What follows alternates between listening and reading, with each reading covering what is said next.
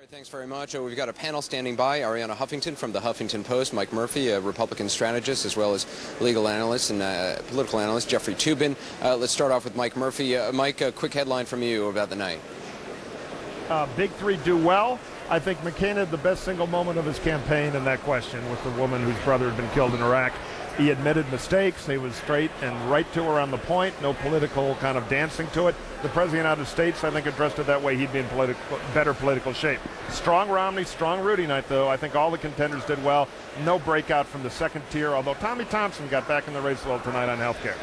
Arianna Huffington, a headline from you. Your headline for the last debate, as I remember on the HuffingtonPost.com, was 10 middle-aged white guys on the stage. What's your headline tonight?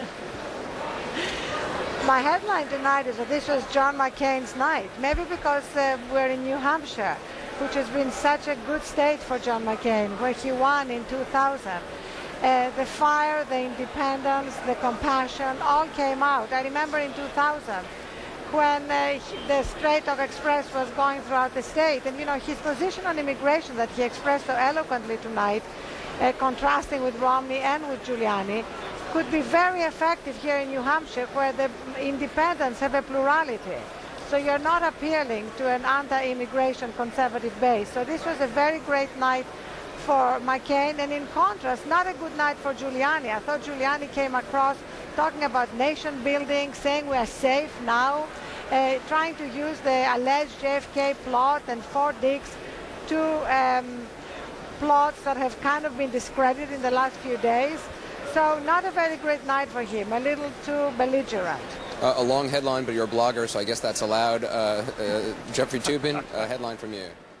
Arianna, did any of these candidates distinguish themselves on the war tonight in particular? Did any of them, you know, that question was asked about what specifically would they do if General Petraeus comes back in the fall and says the plan's not working? Did any of them have an answer? Well, it was interesting because Senator Brownback came out clearly for partition, which is basically the Joe Biden solution, and talked about bringing forward a bipartisan bill about that. And then Tommy Thompson was further away from the administration on the surge than anyone else other than Ron Paul on the stage. So there's definitely been some movement there. The thing that was really moving that John McCain did that actually may help him to move the needle on immigration was when he talked about the Vietnam Memorial and all the Hispanic names there, therefore putting a kind of patriotic spin on this issue that otherwise could be a big vulnerability for him. Jeffrey Toobin, how closely are these candidates' futures? Dramatically. Rafael Peixeira, right there.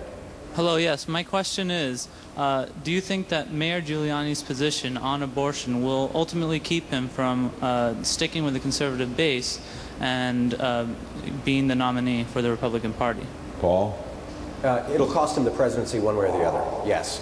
There's a Pew poll that's just come out, the Pew Research Center. Only 43% of Republicans even know that Rudy Giuliani is pro-choice. In other words, the majority of Republicans still don't know that he is pro-choice on the abortion question. There's a lot of Republicans out there who are Republicans because of the life issue.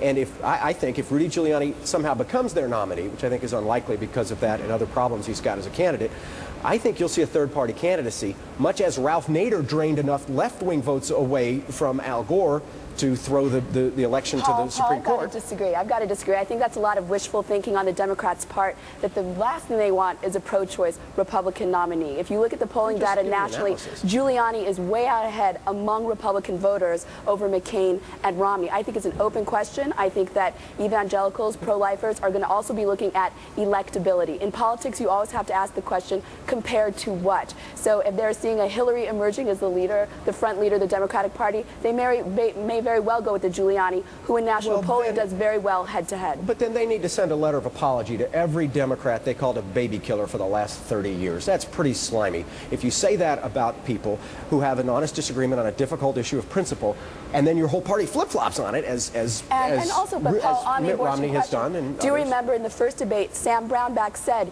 he could support a pro-choice nominee when he was asked very tonight. Tonight he switched his position. He said that our party should nominate a pro-lifer. But he said he would support. Didn't he say he would support? He struggled with that, he did. Larry. You saw how Senator Sam Brownback of Kansas was struggling with it. But in the end, he did say that if he was the nominee of the party, he would support him. Wolf, what will Fred Thompson bring to the party?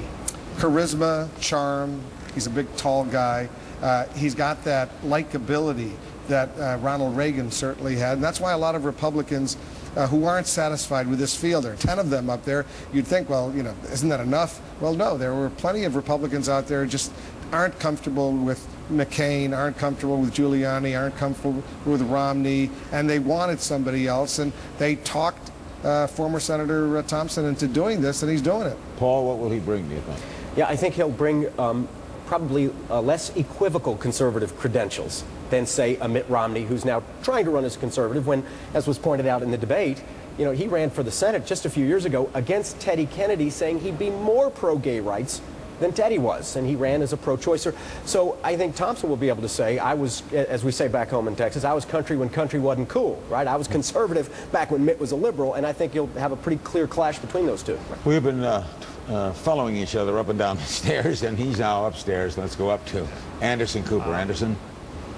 Larry, thanks for bringing it up. Next on the program, the Fred Thompson factor. He was not here, but he was here. The man some are calling the next Ronald Reagan. Is that really true? Oh, figure that out. Raw politics from New Hampshire tonight on CNN. Also next month, in partnership with YouTube, the Democrats